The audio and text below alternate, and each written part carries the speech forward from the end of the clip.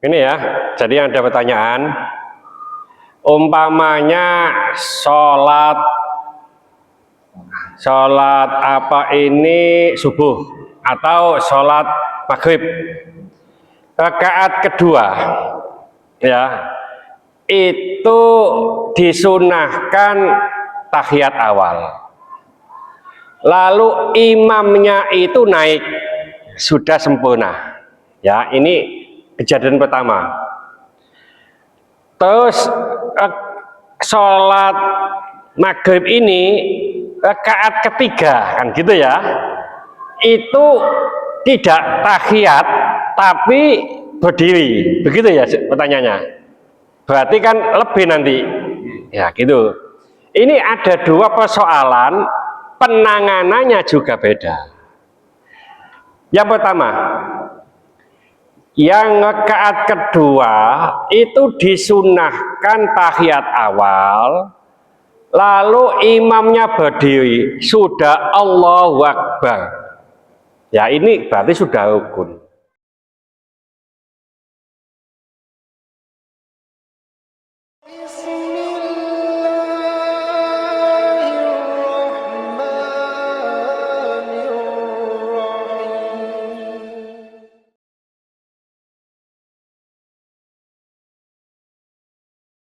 Ada pertanyaan mungkin?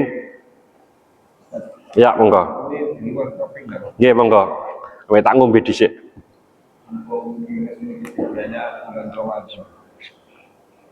Masalah imam yang kelebihan atau kekurangan rakaat. Saya pernah ingat ketika 19 saat imam itu biasanya disiasati, mungkin biar ragu-ragu ini harus tahiyat atau berdiri lagi, itu biasanya Takbirnya bilangnya Allah, makanya makmumnya pasti itu kok berdiri lalu bukan Allah dia. Nah, berarti itu kejadiannya sholat tarawih sudah 2 rakaat, harusnya sudah tahiyat, tapi imamnya naik berdiri lagi, tapi bacaannya nggak panjang, bilangnya Allah dan posisinya dia sudah benar-benar tegak.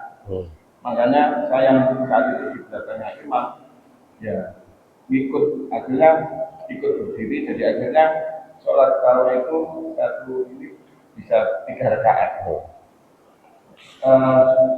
Terus banyak jamaah yang saat itu bisa di grup musola, kalau tidak salah jawabannya Ustaz Anas itu beda dengan yang saya ketahui. Jadi istilahnya yang tadi kan makmum tidak mengikuti, makmum tetap mengikuti imamnya karena sudah dalam keadaan tegak berdiri, jadi tetap mengikuti sampai rakaat yang ketiga istilahnya.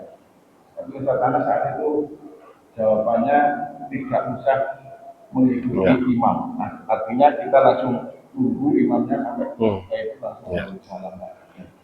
Seolah-olah ada 2 jawaban.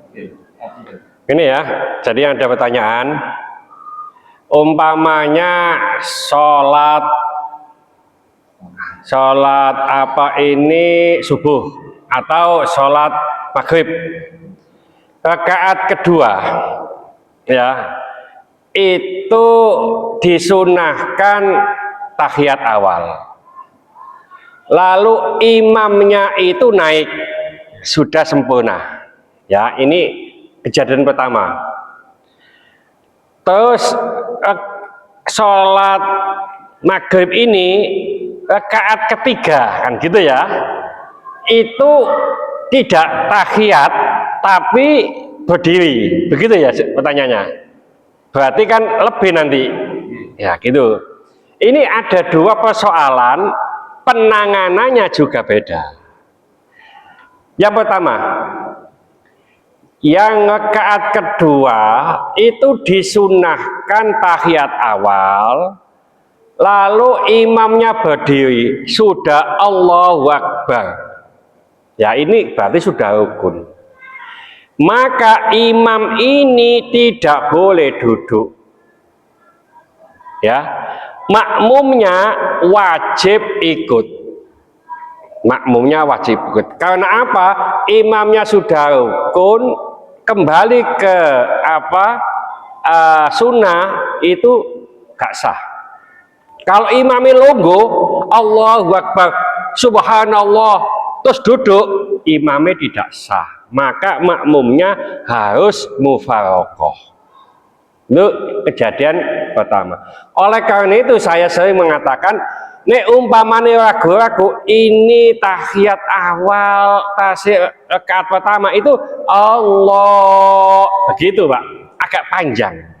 Supaya apa? Makmumnya tahu loh, ini kudune longgo. Oh gak longgo, subhanallah masih entul-entul masih boleh. Tapi sudah berdiri tidak boleh. Saya pernah ditanyakan loh Ustaz, katanya takbirnya tidak boleh panjang loh. Kata siapa takbir tidak boleh panjang? Loh takbir kan Allahu Akbar, bukan Allahu Akbar. Nah wong adzan itu ya panjang itu Pak, gitu kan. Akhirnya diam. Ya, ada yang mengatakan semacam itu kan. Karena saya takbir kan panjang gitu. Nah, ini pertama. Yang ketiga, yang kedua. Sudah rakaat ketiga harusnya itu tahiyat akhir. Itu sih ngadeg, Pak. Ya, nek ngadeg berarti kan lebih nanti. Kalau makmumnya ini yakin bahwa itu sudah rakaat ketiga, maka makmumnya wajib tidak ikut. Sekali wajib tidak ikut imamnya. Nek ikut tidak sah. Iya. Nah, ada dua pilihan makmum. Pilihan pertama duduk menunggu imam sampai salam bersama-sama. Pilihan kedua boleh diwalal boleh. Pilihan kedua jadi pertama jadi kedua boleh. Ya, boleh pilihan.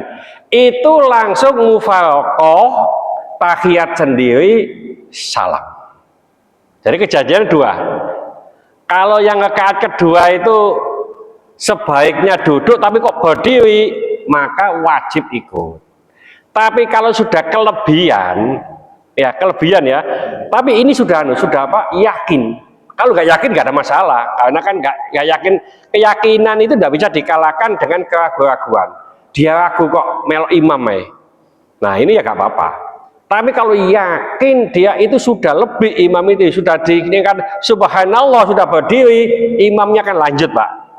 Ya, imamnya lanjut, maka makmumnya itu dua pilihan, yaitu mufaraqah atau nunggu imam salam bersama-sama, tapi tidak ikut naik. Ya, jadi loh itu kok duduk begitu, tidak apa-apa. Karena yakin dia imamnya itu lebih. Nah imamnya apakah sah atau tidak sah? Loh imam meyakini kalau itu masih rakaat ketiga. Jadi keyakinan itu tidak bisa dikalahkan oleh keraguan-keraguan. Ya semacam itu. Jadi dan di mana-mana itu ya kadang-kadang sering, cuma penyelesaiannya itu tidak semua orang paham.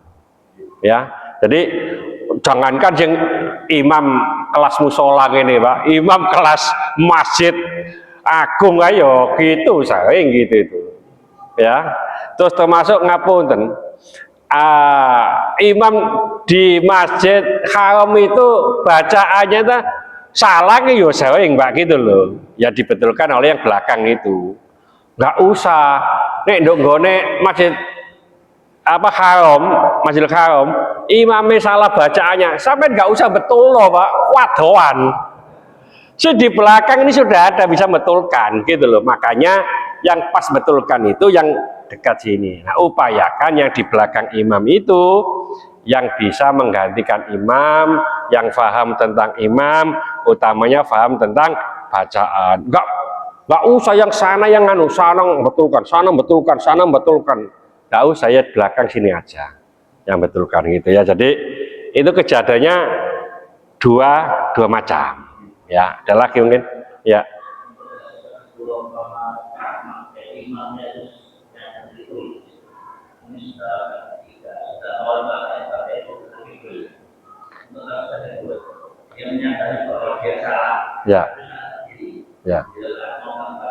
Ya Ya langsung berdiri tidak apa-apa, duduk tidak apa-apa, karena yakin ya, yang penting yakin, wah saya kelebihan ini, yang duduk. Jadi tidak menambah, ya sama dengan gini itu Pak. Nah ini karena masih belum selesai 3 rakaat. Ada begini, biasanya ibu-ibu, ini ibu-ibu kan kalau sholat yang kelihatan ini ya, sholat sujud tilawah ya, pakai sujud tilawah ya. Nah itu kan ono sing apa sujud tilawah terus ruku ya, terus baru ngono ini ngadeg maneh. Nah kan menambah rukun. Sholat menambah rukun itu batal. Sekali lagi, sholat menambah atau mengurangi rukun itu salah. Rukun itu rukun, berarti menambah rukun. Cuma dalam kitab itu masih ma'fu atau maafkan bila tidak tahu, bila tidak ngerti ya. Jadi tadi kan sujud dia ruku, saya nggak ngerti Pak, tapi kalau disengaja batal. Jadi nambah rukun mengurangi rukun disengaja itu batal. Kalau lupa, kalau itu nggak tahu, itu dimaafkan. Ini kemarin ditanya juga saya ini, ngapunten ini ada kelompok orang yang tunanetra Pak. Ya kalau tanya itu pakai suara gitu ya. Kelompoknya itu ada yang bertanya begini, ragu membaca surat Al-Fatihah. Kan anak wong surat Al-Fatihah kan hafal Pak. Terus teko tengah-tengah aku mau wis maca ta durung, kan gitu Pak ya, saking ngapale. Itu ditafsil atau dibagi 2. Kalau saat itu kita masih membaca surat Al-Fatihah, ini surat sendirian biasanya, aku mau bismillahirrahmanirrahim be. Nah gitu langsung alhamdulillah, kadal bismillah itu termasuk ayat Al-Fatihah. Wah, bismillahirrahmanirrahim, maka diulangi kalau masih dalam rangka membaca Fatihah. Tapi kalau sudah ruku terus eling, aku mau wis maca Fatihah ta durung ya, maka gugur Fatihah, nggak usah diulangi lagi ya. Jadi keraguan tadi sudah gugur karena sudah pindah rukun ya. Jadi Allahu Akbar masuk ngapunten, nek takbiratul ihram itu sampean unekno Allahu Akbar yang keras. Sekeras mana? Sekeras kita mendengar sendiri. Sekeras kita mendengar sendiri. Gak boleh di hati. Di hati nggak sah. Ya. Jadi takbiratul ihram do hati nggak sah. Termasuk salam pertama itu harus keras, doati nggak sah. Nah sekeras apa? Sekeras kita dengar sendiri. Kalau imam itu disunahkan dikeraskan sampai didengar oleh makmum. Nah salam kedua itu sunnah, gak salam yo gak popo, gaji keras no yo gak popo ya, tapi umpamanya garis salam yo eman, waktu sunnah kan berarti mendapatkan pahala ya. Jadi memang perlu banyak yang kita pahami. Jadi assalamualaikum warahmatullahi wabarakatuh. Terus upayakan, ini saya lihat salam dada ini upayakan tetap menghadap ke kiblat, jangan sampai diongkek gini, jangan sampai ongkek. Karena di tempat saya itu ada orang 2 atau 3 mungkin yang diongkek itu. Assalamualaikum warahmatullahi wabarakatuh. Nah, ini ngongkek dada, enggak menghadap ke kiblat. Pipinya bisa dilihat dari belakang, meskipun enggak belakang sana, ke sana. Jadi, assalamualaikum warahmatullahi wabarakatuh. Nah, ini kan sudah bisa dilihat, Pak. Ya, ini sudah bisa dilihat. Ya, Jadi upayakan semacam itu. Jadi nggak usah diongke. Tapi jangan gini. Assalamualaikum. Titik ini tok wae. Jawa ini sih belakang. Pipi lu gak ketok. Cenggo pipi lu gak ketok ngono. Iya ya ngono. Gak aku ki soal nah, kecuali kalau pas ininya itu apa? Kengel gitu ya nggak bisa. Terus upayakan salam makmum itu disunahkan menunggu salam kedua. Nah ini ngapunten, gak apa-apa pomong ono sing imami kan gitu ya. Imamin isa salam kedua ku dikeraskan. Ya, assalamualaikum warahmatullah, assalamualaikum warahmatullah. Nah, salam kedua itu dikeraskan juga. Kenapa? Memberikan isyarat makmum supaya salam. Itu salam kedua gaji keraskan. Itu nanti makmumnya kok durung-durung salam yo. Nah, gitu nanti semacam itu. Ya. Tapi umpamanya makmum itu menyamai imam. Terus kudu ngentut jale, Pak. Ya, salam pertama, assalamualaikum podokume sah. Terus kudu ngentut jale gitu loh. Ya masih gak kudu ngentut gak apa-apa sah. Tapi tidak boleh kesunahan.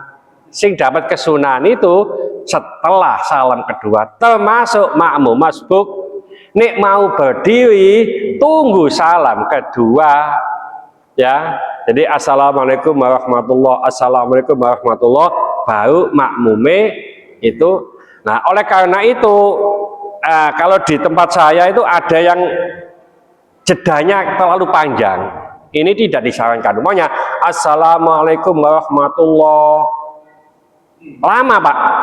Assalamualaikum. Jadi salam pertama sampai salam kedua itu jedanya panjang, sehingga makmume iki gak ngadeg-ngadeg gitu loh, karena nunggu salam kedua. Jadi jedanya nggak terlalu panjang. Tapi kak, assalamualaikum. Ya kayak gitulah hasilnya.